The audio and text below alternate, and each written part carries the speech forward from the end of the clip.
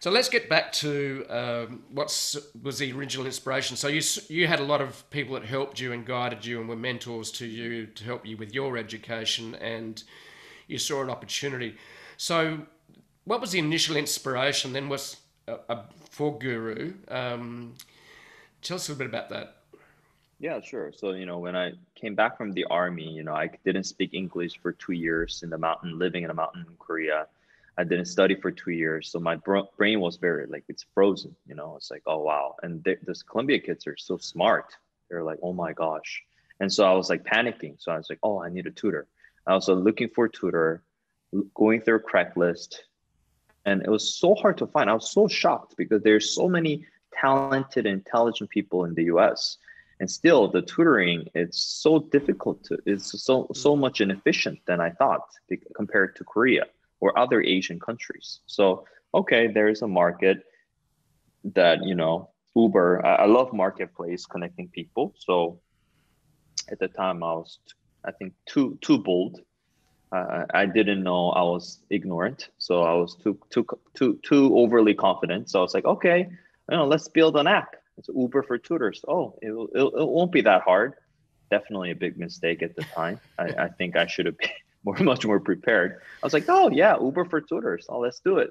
And I was like, okay, oh, let's quit JP Morgan. Don't tell my mom for 6 months because she'll be very upset.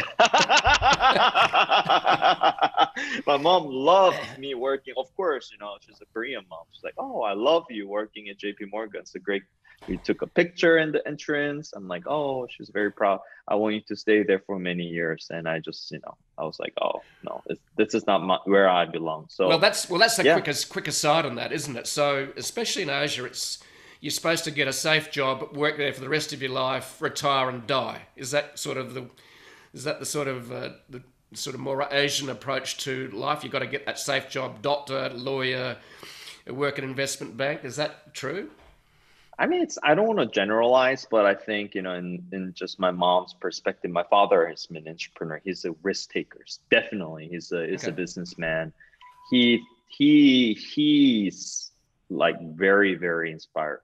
He inspires me a lot. He's my mentor.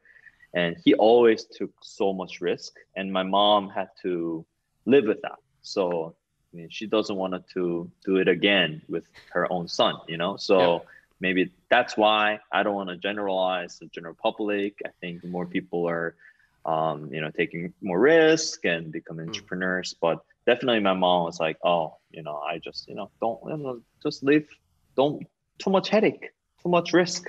So just like, oh, be happy, But, I think happiness is true to yourself, right? Mm. Listen to your heart. And so for me, staying at JP Morgan that I don't belong to, which I'm not saying all the corporate jobs are bad. It's just that I'm not born that way. Mm-hmm. And I think I've noticed that after the army, I started niche online like fashion e-commerce, which I'm not, as you know, I don't know, audience can see, but I'm wearing Groot t-shirt for almost over a year now during COVID. So definitely not a fashion guy. I hope you washed it. Yeah.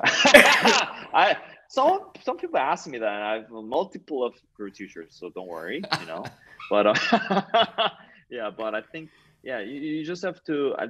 I will probably mention this more, but self-actualization, asking questions about yourself, who you are, what you're passionate about. I think early on, I think that's so important, and I think that's a really big missing pieces in current education system.